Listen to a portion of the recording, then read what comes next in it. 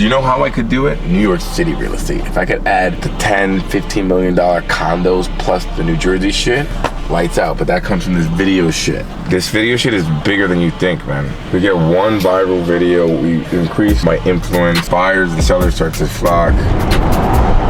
When you're doing nothing, your mind gets bored and then you feel tired. But you don't have to be tired. Get interested in something. Get absolutely enthralled in something. To do with difficulty what you once did with comparative ease. When I started using this law of attraction shit on a different level, number one thing why I wasn't attracting the right way is because I was not being real with myself. I was complaining, I was being human, you know, it sucks to not be human, you know, like that was like, be real, like who you are, you know, like that's the kind of change you need. That change is like to shut up and just do it. Like I'm thinking right now, I'm running late, I'm like, nigga, 7:30 in the morning, so I started attracting some major shit. The other day we ran into Kevin Hart. Look at this. Somebody come look at this. Look at this. Somebody come and look at this. I don't want to show like this pretty avocado life. Nobody lives that life. When I was in the Equinox, there's this guy I see all the time. In great shape. I can tell he's a business guy. And he was on the phone at like 7-ish in the morning, probably 8, having a pretty fucking intense conversation. Like, no, Frank. That's the Alexander. The Davies family built this. Shout out to Susu. I put my boy there. He's in there right now. It's a great building. Built about 10 years ago. But anyway, so like I was saying, shit gets intense in business. This guy was having a conversation in the gym, ready to go to work out, and he was like, bah, bah, bah, bah, bah. I'm like, that's not like a pretty Instagram reel. That shit was real. People need to see that. People want to see that. People relate to that. People have those situations. So I had a situation just like that, and I handled it just like he did, and I knew I was f***ing right. Or like, you know what? Next time I see that situation, I'm gonna do what he did. If they want to see that delicate shit, we'll show them some of that, bro. I need you a fucking millionaire in 12 months. I'm so excited about you rapping so rich. I'm rich already. Rick Rouse.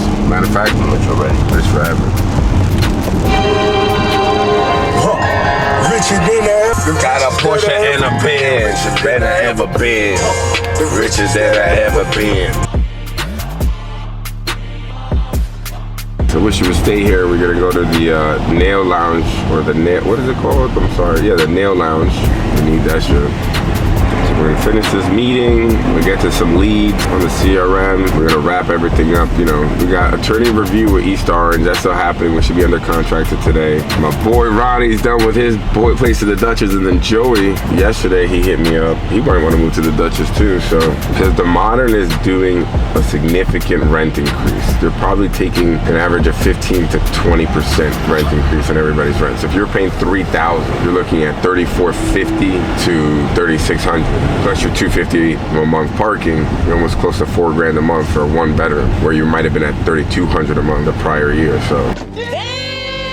But what are you gonna do? Because interest rates have gone up. People are getting out of the buyer market. They're going back into the renters market. So there's more renters. Buildings are getting occupied faster. And when that happens, that demand meets the price. That's what we're seeing. We're gonna continue to see that. You know, I heard somebody today on Bloomberg saying, I don't know why everybody thinks like it's gonna be a short recession. It's like the Federal Reserve is gonna continue to increase interest rates until inflation drops back to 2%. And right now, that's 7 to 8%. They could take 18, 24, maybe even 36 months, 3 years later. And what that means, it's gonna make it really difficult for people to get approved for mortgages in a monthly payment that they can afford. And when that happens, they're gonna stay renting. But there is still a significant X factor. There's still no homes to sell. So even though people are more likely to rent, there's still more home buyers looking to buy homes than there's homes to be bought. So that's still increasing home prices. I think the National Association of Realtors said today that 2022 is still gonna see a 10% increase in home prices, even though all the interest rates, inflation, and all these other things are happening. So 10% is still a big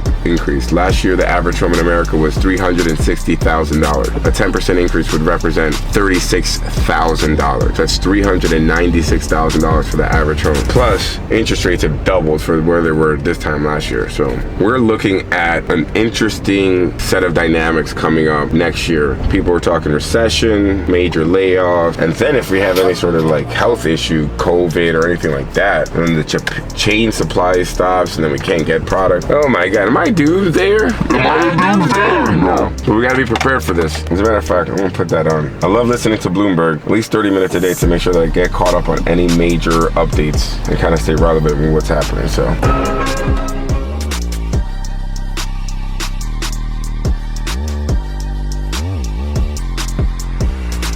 That doesn't leave corporate America in a brilliant place. Thrust of commodities, which was driving this. So consumer price index, CPI, and then there's producer price index, PPI, both have fallen, and those are the indicators, the measurements we use to say if there's inflation or not.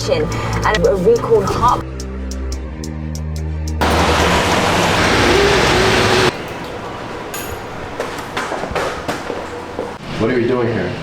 I have a responsibility to open the practice, make sure everything's ready to go for everything, because nobody does it like I do it. And it's also like a spiritual thing. So I come and I review everything and know everything's in place. I have a calm, you know. If I don't come, it only takes about an hour a day. Hour to two. At this moment, we're gonna go eat some pancakes. So usually I'll sit down and do the medical billing, but we have the shooter and I wanted to take advantage of you here. And me sitting down at the computer for 2 hours is not gonna be great content. So on an ideal day, around 5:30 in the morning, organize like I do now, make sure we have supplies, make sure paperwork's in order, everything's just working. I do the medical coding and billing. I address emails. And today I have a meeting with United Healthcare, which is one of our provider insurance plans, on our responsibility to make sure that their patients that we have here get their preventive care services done. So every year between Medicare and the private plans, they come up with different ways that they're gonna track patient prevention. They're gonna say, hey, this year we wanna make sure that all the women that are qualified for mammogram screening on your panel get their mammogram. And they'll give us a list of everybody that should get one, and then our staff calls them, engages them, we get them in here, we give them the referral, we send them to the radiology center, we follow up with them. Sometimes we do find positive cases. In those situations, we've had lost people, unfortunately, but in other situations, luckily, we found it early and they were able to get some treatment. So today's meeting with United is gonna be basically reviewing our performance last year on all the different measurements: mammogram screening, colorectal screenings, blood tests for sugar levels in the blood using the HbA1c. Not a doctor, I just do the business side, making sure that everybody who needs those things gets it done. I get the staff to get involved, the doctor to get involved, we engage the patients. We do this with every plan. We did it last Tuesday or this Tuesday with Health First. Today we're doing United. Next week we might have Elder Plan, and eventually you guys are gonna see how managing this medical practice transitions into health insurance sales on the other side, which I'm really looking forward to showing y'all. We got leads coming in for real estate. If I leave them honors, they're going to be to pay less. With parking, we're going to be at $36.97, but I'm negotiating the increase. 36, yeah, that's true.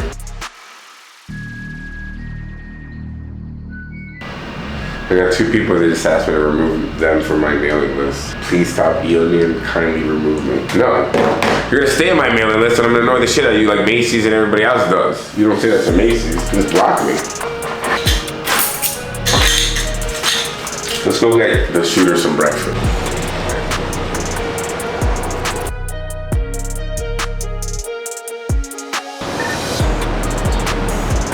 Muhammad did say, if you had nothing to eat, eat it. I mean, I could eat something else, but I'm really feeling some bacon right now. I'm half Christian, half Jewish, half Muslim, and half humanist. It's almost 10 o'clock. See when they get here. Every day that we're trying to switch from Fidelis, whatever, and if Charlene is telling me that, and Charlene is, she's good, you know, she's trying to get the money because I'm giving her little incentive to switch the patients. But in addition to that, we need a big dog. For example, open enrollment, you know, is right around the corner. I would love to do some sort of event, have some sort of presence at United Healthcare, a RV, maybe a tent.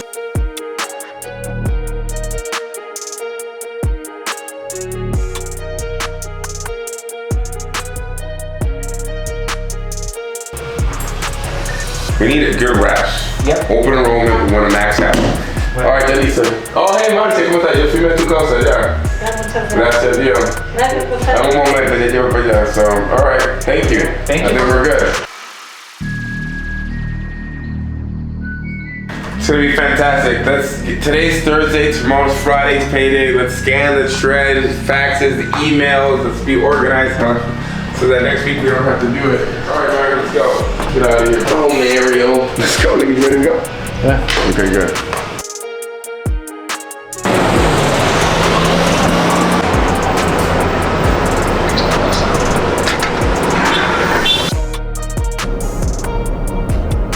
Good morning, Raj. I set up the letter of engagement with an e-signature. Once you sign, I'll send it over to Elliot so we can conclude attorney review.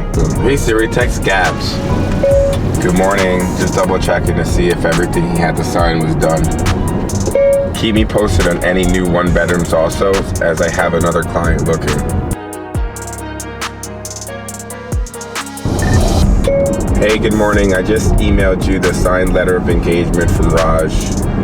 Hopefully you got it this time on the first one. I'm excited about going to Florida, actually. Florida, it's exciting, man. I haven't gotten it in a while. Don't let Florida people scare me. No, I don't want to be like in a Wawa and something gets mad. Like, I'm standing my ground, pop, pop, pop. I killed that. I said my Negroes in the heel. It'll be 5 full days in Florida. At the end of the month, we go to Punta Cana. We're gonna go to Hard Rock Resort. We're gonna go to Punta Cana. And then when we get back, I get my apartment. And then maybe in November, December, I'll do like either Vegas or LA.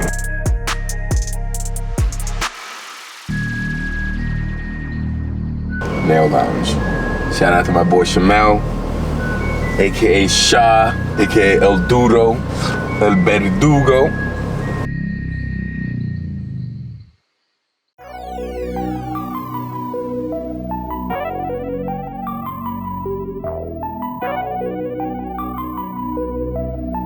We'll be there for you to sign before your vacation.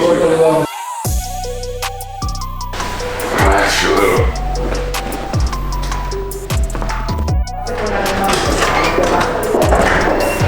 Hi.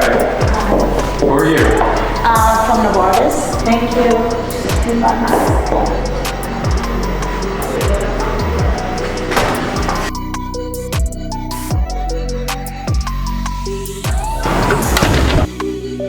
Disappear in the great ocean of time. Doesn't the Bible say something about forgetting those things that are behind? Those old unhappy thoughts from sneaking in again. For attaining peace of mind, this is one of the simplest things to do. The words we speak have a direct and definite effect upon our thoughts.